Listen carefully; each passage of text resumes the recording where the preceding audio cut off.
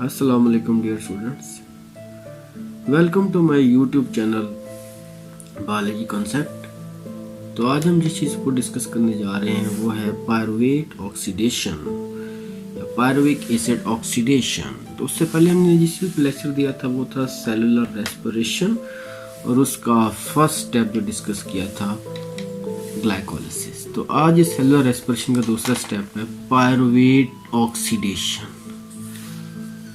तो pyruvic acid oxidation भी कहते हैं। तो पायरुवेट कहाँ बनता है? तो पायरुवेट बनता है, ये एंड प्रोडक्ट है ग्लाइकोलिसिस का। तो अगर पायरुवेट ने एरोबिक रेस्पिरेशन के जरिए ब्रेक डाउन होना है तो इसकी क्या होनी, सबसे पहले ऑक्सीडेशन होनी, फिर ये क्रेब्स साइकिल में जाएगा और फिर जाके इसकी मजीद वहाँ ब्रेक डाउन होगी।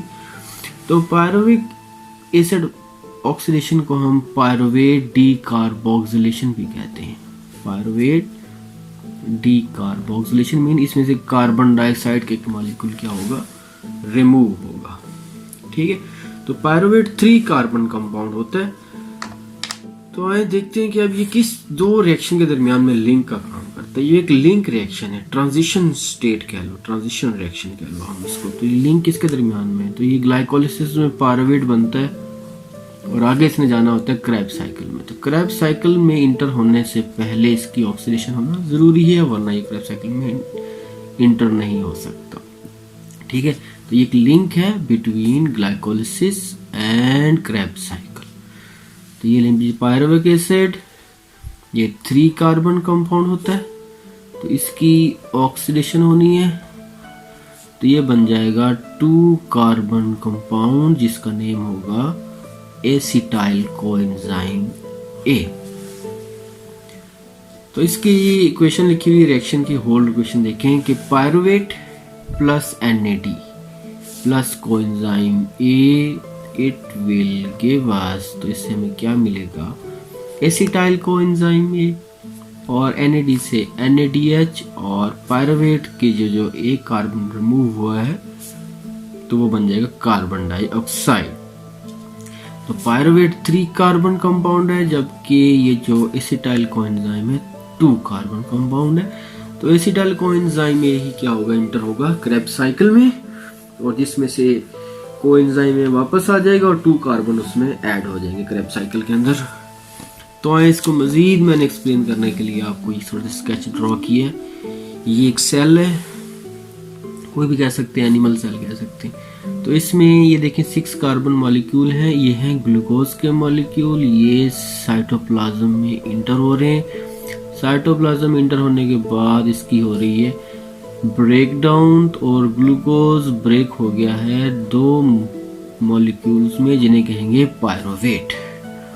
तो ये रिएक्शन हुआ है साइटोप्लाज्म में। तो ये हमने पहले डिस्कस किया, इसे कहते हैं हम ग्लाइकोलिसिस। क्या कहेंगे? ग्लाइकोलिसिस। तो अगर तो ऑक्सीजन यहाँ अब्सेंस होगी तो फिर ये पायरुवेट आगे चला जाएगा एनारोबिक रेस्पिरेशन में। अगर ऑक्सीजन प्रेजेंट है तो फिर इस पायरुवेट की क्या होनी है, ऑक्सीडेशन होनी है before entering into Krebs cycle, Krebs cycle में जाने से पहले। तो ये फिर पायरुवेट यहाँ से डिफ्यूज कर जाएगा माइटोकॉन्ड्रिया में, और माइटोकॉन्ड्रिया का ये जो 2 मेम्ब्रेन होती हैं, आउटर और इनर, और उसके मिडल में होगा माइटोकॉन्ड्रियल मैट्रिक्स। तो वहां जाके इसकी पायरुवेट की क्या होगी, ऑक्सीडेशन होनी है, और वहीं पर ही क्रेब्स साइकिल होगा, और फिर ये क्रेब्स साइकिल में एंटर हो जाएगा 2 कार्बन बन के। तो आए इसके लिए फिर ये रिएक्शन शो किया गया है, देखते हैं जी। ये हमारे पास है जी 3 कार्बन कंपाउंड जिसे कहते हैं पायरुवेट, पायरुविक एसिड 1 2 3। इसका फार्मूला होगा जी C3C double bond O bond C double bond O bond OH कह सकते हैं। पायरुवेट पायरुविक एसिड भी कह सकते हैं। ये ग्लाइकोलिसिस का एंड प्रोडक्ट है। अब इसे इंटर होना है, तो अभी ये कहाँ प्रेजेंट है? तो ये मैंने लेफ्ट साइड पे शो किया है, ये प्रेजेंट है इन साइटोसोल साइटोप्लाज्म। अब इसने डिफ्यूज होना है इनटू द माइटोकॉन्ड्रिया। तो ये माइटोकॉन्ड्रिया का मैट्रिक्स है, इसने माइटोकॉन्ड्रिया के मैट्रिक्स में जाना है। तो ये 2 मेम्ब्रेन को क्रॉस करके जाएगा। तो ये 2 मेम्ब्रेन किसकी है, कौन सी 2 मेम्ब्रेन है? तो ये आउटर मेम्ब्रेन है माइटोकॉन्ड्रिया की हमारे पास, दिस वन इनर मेम्ब्रेन।